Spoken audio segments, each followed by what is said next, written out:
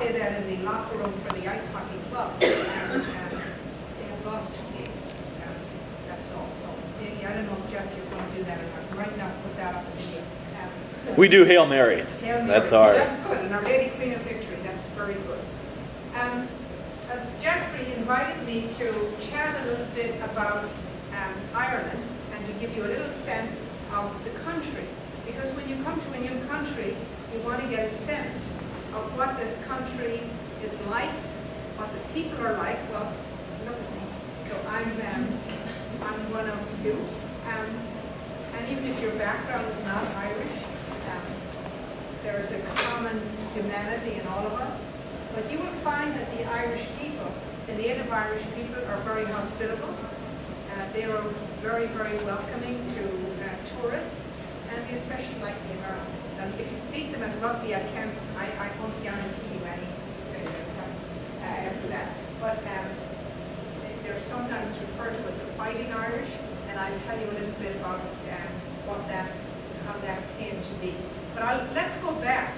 When you came in, there were some videos on here, or pictures on here of some of the landscape of Ireland, some of the ancient sites, and some of the historic areas and ancient ruins of monasteries. How many of you have seen Star Wars? Well, the closing of Star Wars is filmed off the southwest coast of Ireland, off a little place called Skellig Rocks. It's out here. You go down here, and right off here, out here, this may be it actually. You come right out here. It's one of the farthest points out in the Atlantic. Next stop is Newfoundland. If this was a map of the world here, Ireland is in that line of latitude that's on a line, not with Philadelphia, but it's on the northern latitude, so it would be on a line of latitude if you can visualize. If I were more adept with using this kind of machinery, I'd probably have to click something and it would get you up here with a map of the world, and you would see where Ireland was. And over here, there's a little tiny little piece of land sticking out there in the North Channel. What country is that? What country is next to Ireland? All right, come in. All right. Across the Irish Sea. Anybody can tell me what country is right next to Ireland, so you have a sense of it. England? Yes, England. Thank you. And he's going to go to the head of the class. We're going to skip over you now. We have to have these students. England, or Great Britain. England is part of Great Britain because England is in Scotland and Wales. And you're going to see how significant that is as I talk to you a little bit. So when you land, when you fly over here, 3,500 miles. If this was the map of the world, you'd see Philadelphia here somewhere. You're all leaving from Philadelphia? Newark. Oh, Newark. Well, Newark, not that. From Newark, you will fly over here and right into Dublin Airport. So I would encourage you as you're flying to look at, please God, there won't be a lot of clouds. There could be. Because when you see those photos that you saw on the video, whatever was showing when you came in, the grass is very green because they get a lot of rain. And they get a lot of rain because these North Atlantic, it's right here in the North Atlantic, and the winds that are coming in. When you look at the Weather Channel today, and it shows these stream, the jet stream and all of that. When it leaves the United States, it's usually going north across the Atlantic. So this is where it's hitting. So hopefully that it'll be a clear morning when you arrive. And when you look out the window of the plane, it's like a tapestry, the 40 shades of green. And it is very, very beautiful. You also may see some white on the trees. The hawthorn bushes, I would think they're in bloom around in the springtime. So it looks like there's snow on the trees. You will see that the daffodils are, the springtime comes a little earlier because where it's located in on the lines of latitude and longitude. So when you arrive in Dublin, hopefully it's not raining, but bring some gear with you that you'll keep yourself dry. But it's usually a softer rain. They say it's not like this heavy downpours of rain.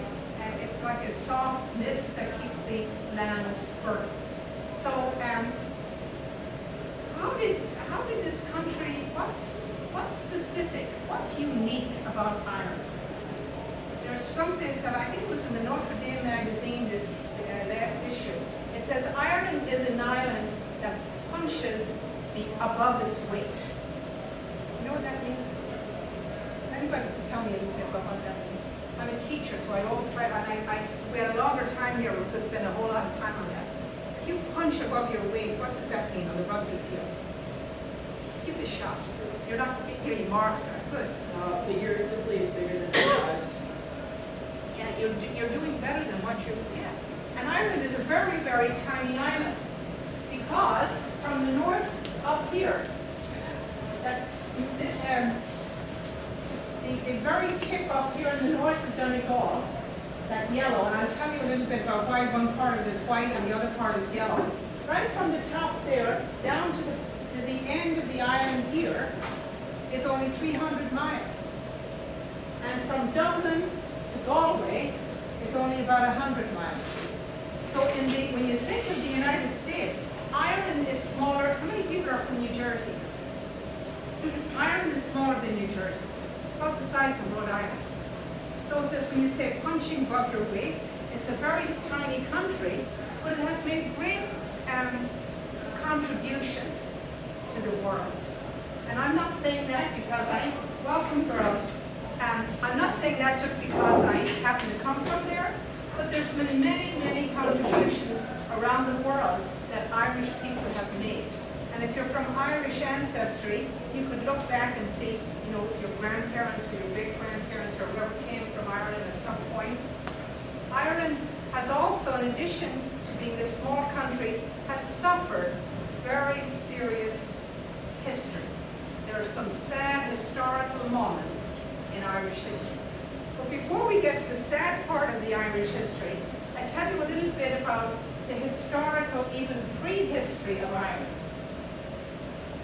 Ireland, in the prehistoric times, Ireland was settled by various groups of settlers who were marauders or people who crossed the continent of Europe. I'm sure you all know your geography, and you study geography. So I'm going to ask you in your mind's eye to picture out here, we have the continent of, the island of Great Britain, but beyond Great Britain we have Europe. Yes, the whole of Europe. So you have France and Spain. Visualize that in your mind's eye here. So right over here in the Far East, where there's a lot of trouble at the moment, and across here, people traveled across looking for food in the prehistoric times. And the last place on this of land was this island. So you had a very interesting group of settlers from very ancient times who settled from North Africa, from the continent of Europe, the Middle East, that settled on this island.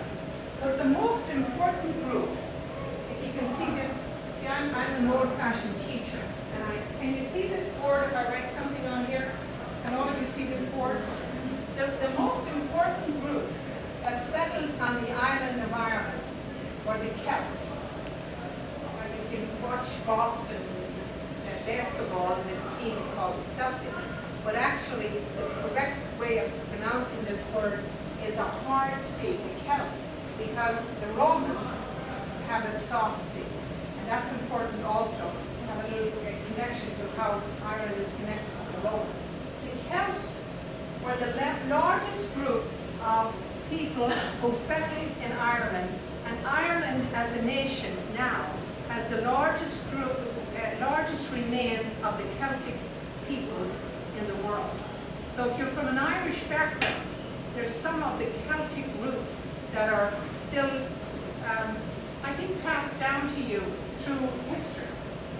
Now, how did the Celtic peoples, that this is an island nation and it remained true to its Celtic roots, even though there's all kinds of other invasions that came to Ireland? And we know that the greatest contribution that we know in the Western world, if you're Western civilization history, that probably the greatest influence in the Western world was from the Roman Empire. Have you studied that? Rome, Roman Empire, civilization, Western all of that. It's very interesting that the Roman Empire never went as far as Ireland. I think they must have looked over the Irish Sea there from England and thought, this island isn't worth conquering. I was in Italy, in Rome, several years ago, and outside the, has anybody here been to Rome, been to Italy? After this trip, you're going to travel somewhere. I know it's expensive and all that. It's a great experience. Outside the Colosseum in Rome, there's a huge wall outside the Colosseum, and they have the map engraved in Europe on the wall of the Roman Empire, which they're very proud of, and well, they should be, for many reasons, and some reasons maybe not so much. And it's all shaded in, and this little island on the very western edge of Europe, out in the Atlantic, is there all by itself, because the Romans never conquered Ireland. That's a huge, huge item of significance, because these Celtic peoples, of what that I'm descended from, and other people who maybe here have Irish, there's a uniqueness, there's a distinctiveness that the Celts preserved in Ireland that was not preserved in England or in any other part of the Roman Empire. And that had a huge influence on the Celtic history and the Celtic civilization in Ireland. You're reading the book, How the Irish Saved Civilization, by Thomas Cahill. Are you all reading it? You're all doing your homework? Have you read some of it? Can you how are you finding it? Are you interested? Is it interesting, or anything that you learned that you can tell me that struck you? Dr. Kerrigan has kept his notebook out because this is a credit course. Anything about the how the Irish saved civilization that you remember? Anything at all? I'm sure he's not going to take notes today. No. They kept records. Excuse me? They kept records.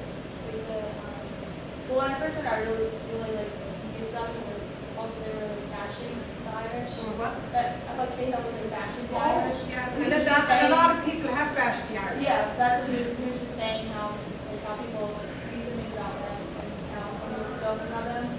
But he said that the one thing that they kept was like artifacts and records and stuff like that. And that's a very important piece. The two things you said are important. There was a lot of bashing about the Irish, even up to recently. You know, the Irish is not always getting a great reputation once in a while, especially around St. Patrick's Day if they're falling out of barbecues or something like that. But because Celts were never considered as highly developed and as highly civilized as the Romans. The Romans built huge cities. They had a great infrastructure, the aqueducts. If you go to Rome, an amazing civilization. The Celts were kind of a warrior, or loosely affiliated people, and they developed their own civilization. The book, How the Irish Saved Civilization, and Cahill says about keeping the records and the civilization that they preserved was really done by the Celtic monks. Yes, Jeff? I was going to say, yeah. One thing that was a very common topic on the discussion boards was women in Ireland, particularly Queen Mebyd. I'm not sure if I'm pronouncing her name. So, you know, a lot of people were commenting on her and how they were impressed by her and that kind of thing. So, I mean, Celtic, I wasn't sure if it was just her or is it Celtic women in general that were... In the ancient Celtic world, there was a real equality and it was a real, what can I say, more than equality. There was a real recognition for the role, for two things. The unique dignity of the human person, even though that they were a warrior people. When you read the books about the ancient Celts, they lived pretty wild lives. But there was an equality between the men and the women. And we think, even today, you know, even in this election, one of the election things is should women be getting the same pay as men, equal pay for equal work? That's sometimes come down to women. So here we are in 2016. And in the ancient Celtic world, there was a very serious recognition of women's equality. That was not in the Roman tradition. It was a more hierarchical structure in the Roman tradition than in the Celtic tradition. And the Romans looked across and saw these wild Celts that were acting wildly. That's probably why rugby is such an important game, because it is a pretty tough game. And when you look at Irish sports, hurling and Gaelic athletic football and all that, it's, they're out there, they think the American football is really, I don't know what, helmets and all kinds of things. They're out there doing like what you're doing, the rugby thing, without any of these helmets and all of that. So that's one big thing about the ancient Celts. The other thing that Cahill talks about, who kept the learning alive in Europe during the Dark Ages, if you studied your European history. In the 6th and 7th century Europe, when what they call the barbarians and these hordes of people traveled all over Europe and destroyed a lot of the civilization and destroyed the learning in Europe, it was the Irish monasteries, it was the Celtic monks, those people who had come to Ireland, and Cahill talks about when St. Patrick came to Ireland. Do you remember what year St. Patrick came to Ireland and brought Christianity to these wild Celts? Anybody remember that century? 430? Should give it a shot. 7th century? 5th. It was 432. We're only off to one. Yeah, no, Listen, in the long line of history going back thousands of years, this is only a little bit. yeah. In 432, in the 5th century, St. Patrick, who was part of the Roman Empire and had been converted to Christianity and was a Christian, he came to Ireland, to this little island, and established what we know now, Irish Christianity. And it's the only country where Christianity was brought to that land that there were no martyrs, because St. Patrick recognized and acknowledged the civilization that the ancient Celts had. They had a different kind of civilization. They didn't have the towns that the Romans had. They lived on lake dwellings and circular dwellings. They had more of an outdoors kind of life. They did not establish towns. The Romans thought they were totally uncivilized, and that's where Cahill would be, that's where you could get the idea that these Celts were totally pagan, uncivilized people. But really, when St. Patrick arrived on the island, he discovered that there was a very, very highly formed civilization. And these ancient, you see the Celtic knots, and you see some of the jewelry. I'm wearing a St. Bridget's cross at the moment, because if you had longer time, we'll talk a little bit about that. Again, a woman that was in the Celtic tradition that had a double monastery during the ancient Celtic monastic time, where it wasn't just the priests. Those of you who are coming out of the Catholic tradition, there's a very serious hierarchy in the Catholic Church, because it was modeled on, not a Celtic world, but the Catholic Church was modeled on what civilization? What do we call ourselves? Not just Catholic, but something else. Roman Catholic. Because it's very much rooted in the Roman Church. The Celtic Church wasn't that organized.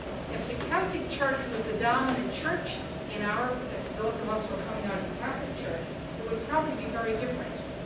You would probably have me, or somebody like me, maybe not me, instead of Archbishop Chaput in Philadelphia. But in the Roman tradition, it was very much a hierarchical structure. So during the Dark Ages in Europe, it was the Celtic monastics who kept learning alive in the continent of Europe. Yeah, can I ask a question? So, that you say the church would be different, Christianity would be different if kind of Irish Celtic Christianity had flourished, had been in charge. So one difference would be that women would occupy positions of leadership. Positions of leadership and equality. Is there other ways it would be different that you think? Well, the date for Easter, that was very different. Now Pope Francis is trying to get that unified. That was a big thing. The monasteries. The church was built on a monastic system, and that would be a whole other course that we could have, as opposed to a hierarchical diocesan that we have. It was very different. Sister Linda and Patrick are going to visit Glendalough, which is an ancient ruins of a monastic site. That's how the church was structured in the ancient Celtic monastic world. And there's still some of that, although Ireland has become a very secular country, there's still some of that present in the Irish culture and Irish life today. We could spend a whole lot of time just telling you a little bit more about the distinctiveness that the ancient Celtic world continued and contributed to our world. One of the biggest changes that happened in Ireland was invasions, because you see it's out here in the middle of the ocean. It's unprotected by other lands. It's not a landlocked country, it's a tiny island. So it was the victim of invasions by the Vikings and the Normans, and of course, most recently, what country really colonized for 800 years? The British. And why do you think that Britain would want to have Ireland as part of their territory? Just looking at that, if you can visualize in my mind's eye. Why would Words. very important? Because Britain's empire was dependent on sea travel, as opposed to today. And Ireland was a major piece for its ports. And we see how important that continued to be. You saw in the on that video that was showing when some of you came in Belfast, what ship was built in Belfast? You saw some of the picture of it. Titanic. There's a Titanic museum. A big shipbuilding up in the north of Ireland to provide the seafaring power for the British Empire. They said, the history tells us that the sun never set on the British Empire. They had colonies all over the world. And Ireland was a key part of their protection to keep that empire alive. And in the 12th, England started to occupy, after the Norman invasion, the British occupied Ireland and came in and said, we're just coming in and just taking this land. It's ours, because we need you for these ports. And what do you think these ancient Celts, now that's why I spent some time telling you about these ancient Celts. What do you think these ancient Celtic warriors decided to do after the British said, well, this is fine, we're going to take over your land? What do you think they would do, being good Celtic people? They just sat there and said, all right, thank you, here it is. Fight back. You know that one of the big universities in the country is the Notre Dame, and it has the Fighting Irish. And some of it, that reputation came because the Celts had a very fierce desire in their hearts for freedom. And I think that's still in the Irish psyche today, those of you who are coming from an Irish background. So for 800 years, Ireland was occupied by the British and was a colony of the empire. Like there were lots of colonies all, if you study their history, there were colonies all over. You know, India was part of the, Queen Victoria was the Empress of India, and they had lots of colonies in Africa. I don't know if Dr. Karen could tell me some, Patrick. British colonies? They were in East Africa. East Africa, Nigeria, Kenya was one of them. Kenya, huge. The British Empire they were the top, if you could say the top dogs in the world. And of course the United States, the American, the revolution, in 1776 and all that, Britain controlled the world. The biggest influence, the biggest thing that happened between England and Ireland happened during the reign of King Henry VIII. And I'll your history on that. Why do you think that that was a very significant piece in the history, between history and art? Here's your historian. Tell me your first name again. Ryan. Ryan. Because King Henry changed changed England from Catholic to Protestant. Very important. That was very important for Ireland. Because the Protestant, King Henry VIII, he wasn't too happy with his wives, and because one of the wives wasn't bearing him an heir. That's a whole, hopefully you get this in your history class. And he decided that, and the Pope when he wanted to divorce his wife, the Holy Father, the Pope, this is the Roman tradition now again. So Henry says, well, tough. That's just like the Irish said, and the Celtics people said, if we're going to come in and take your land, we're going to fight back. Henry said, oh, that's all right. I'm going to set myself up as the head of the Church in England. So if any of you are Anglican, well, we wouldn't call it Anglican here, Episcopalian. Anybody from the Episcopalian background here? In England and Ireland, it's called the Church of England or the Anglican tradition. So Henry says, I'm going to be the head of the church, and you're all going to take allegiance to me. You're not going to take allegiance to the Pope. And of course, the Celtic spirit again. Now, all these monasteries were established. The Celts had a very ancient history in Ireland. And hopefully, if you look at some of these, you may not see them as you travel, but there are remains of this ancient Celtic tradition throughout the land. If you're in the city, you might not see that. But some of these books, there are pictures of this ancient tradition. There's a beautiful line from a poem that says, the footprints of an ancient race are here.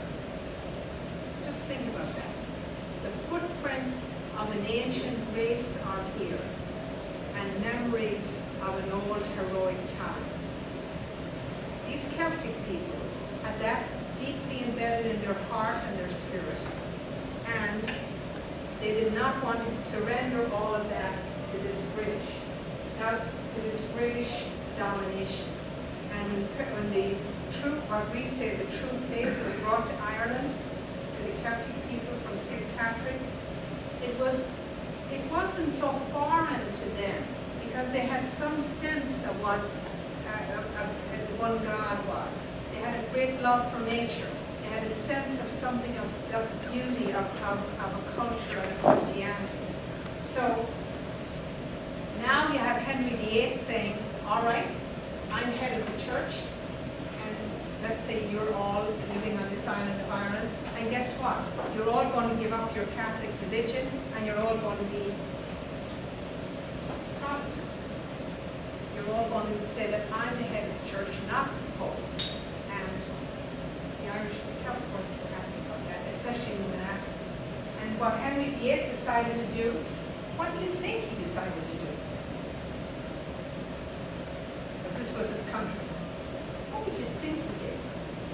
Somebody give it a shot. You look like it, tell me.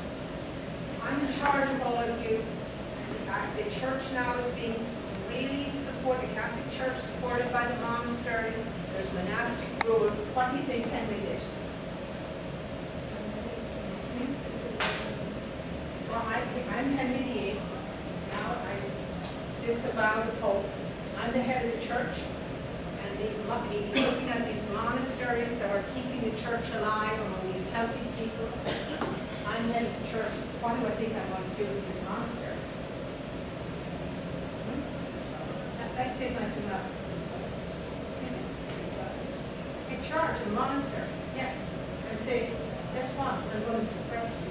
If you don't become part of this Protestant religion, he suppressed all the monasteries. And because these Celtic people, these native Irish, had a strong commitment to their faith and to the culture and this ancient Celtic culture, I'm not just going to suppress these monasteries and say, I'm going to take over and occupy them. I am also going to bring my friends from England, and I'm going to give them your land. So we had a very serious, what they call plantation. by Henry and his daughter, and you've seen the movie. Who was his daughter? She was equally as tough as he was. Queen. No, not Queen Mary. She was on the Catholic side. Elizabeth. I think Mary was one of his daughters too. But Elizabeth I, wasn't there a movie sometime about Elizabeth I? Did you see it? I didn't necessarily go and see the British movie, but and Elizabeth, the daughter of Queen Elizabeth, of King Henry VIII, she decided in a very special way what we call the plantation of Ulster. This is Ulster up here, this white piece, but it's not all of that. See where the white, I probably can, I'm not used to these things. See where this, is my finger going up here when I can't do that, no. Well, where this white piece is kind of jutting out there, if that line were going all the way across there, that's the province of Ulster. Ireland has 4 provinces: Ulster, Connaught, Munster, and Leinster. We heard about that last night. Elizabeth said, you're all my friends from England, and I want to give you something. And you know what I'm going to give you? I'm going to give you these nice, fertile lands that I discovered in Ireland. So you said, thank you very much. Now here we are, the Irish tenants. We're the Irish people. What are we going to do? Well, we fight back, but guess what? This was, remember I said the British Empire, the sun never set on the British Empire? So if you say you're going to fight back and you're against all of the rest of the university, or 3,000 people, it's going to be tough. So what am I going to do? I'm going to reduce you to tenant farmers. So here's your land, this is your land, this is yours. But now I'm going to say you can keep some of it, and you're going to pay rent to these people. When we talk about the British and the Irish experience, people don't always understand how deeply rooted in history that the English, and I'm not trying to send you to Ireland to be anti-British, because we're going to come out by the end of the 90s. I don't mean that. And I have a sister, and I've been to London and all of that. But in those years,